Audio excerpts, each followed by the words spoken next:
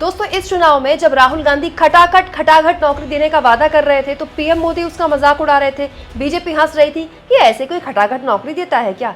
लेकिन तेजस्वी यादव, अखिलेश यादव और राहुल गांधी ने इस चुनाव में न केवल रोजगार को मुद्दा बनाया बल्कि रोजगार के मुद्दे पर सरकार को हांफने पर मजबूर कर दिया। सरकार की हालत खराब हो गई।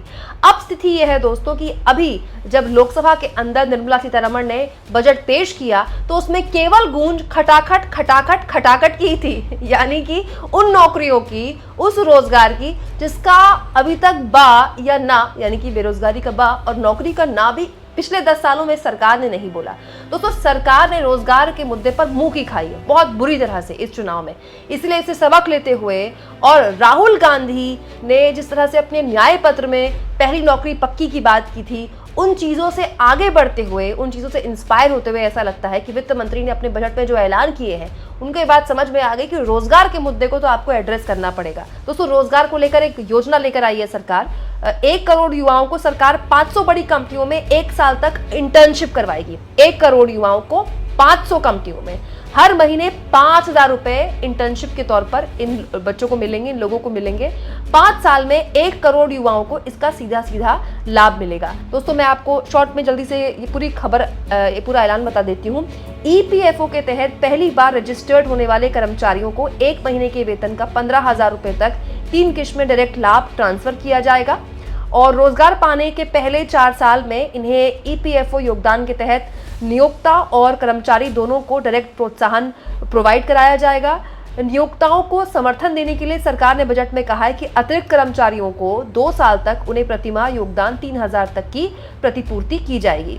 दोस्तों, इस पूरे के पूरे बजट को अगर आप गौर से पढ़ें तो रोजगार, कौशल, एमएसएमई, मध्यम वर्ग पर फोकस रहा है अभी तक इस बजट का, जो कि पूरे के पूरे चुनाव में राहुल गांधी, अखिलेश यादव और तेजस्वी यादव जैसे नेताओं का मेन मुद्दा रहा। रोजगार और एमएसएमई खास तौर पर यहाँ पर वित्त मंत्री ने ये भी कहा कि मुझे 5 साल की अवधि में 4.1 करोड़ युवाओं के लिए रोजगार, कौशल और अन्य अवसरों की सुविधा के लिए 5 योजनाओं और पहलों में प्रधानमंत्री के पैकेज की घोषणा करते हुए खुशी हो रही है, जिसमें 2 लाख करोड़ रुपए खर्च होंगे। मतलब सरकार अपनी तरफ से 2 लाख करोड़ रुपए इस योजना में खर्च करने वाली है और उसका ये कहना है कि इससे जो पहली नौकरी है इन युवाओं की, वो एक तरह से पक्की हो जाएगी और इसके लिए सरकार पैसा देगी।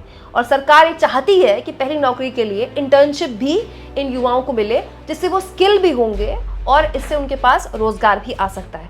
वित्त मंत्री की नौकरियों के इस ऐलान को सुनकर कांग्रेस के दिग्गज नेता और देश के पूर्व वित्त मंत्री रह चुके पी चिदम्बरम ने कहा कि मुझे ये जानकर खुशी हुई कि माननीय वित्त मंत्री ने चुनाव परिणामों के बाद कांग्रेस का लोकसभा 2024 का घोषणा पत्र पढ़ लिया है। इसके अलावा वो ये भी लिखते हैं कि काश वित्त मंत्री कांग्रेस के घोषणा पत्र में कुछ अन्य विचारों की भी नकल कर लेती। दोस्तों, आप इस मुद्दे पर क्या सोचते हैं? जब आखिरकार अब रोजगार पर सरकार को बात करनी ही पड़ गई बजट में और इसको लेकर सरकार अपनी पीठ भी थपथपा रही है, वो सरकार जो पूरे 10 साल में रोजगार पर, नौकरी पर बात करने को तैयार नहीं थी, आज रोजगार को लेकर अच्छी बातें योजना लेकर आई है। कम से कम उसको स्वीकार तो करना पड़ा कि बेरोजगारी इस देश में भीषण समस्या है और यही विपक्ष की सबसे बड़ी जीत है।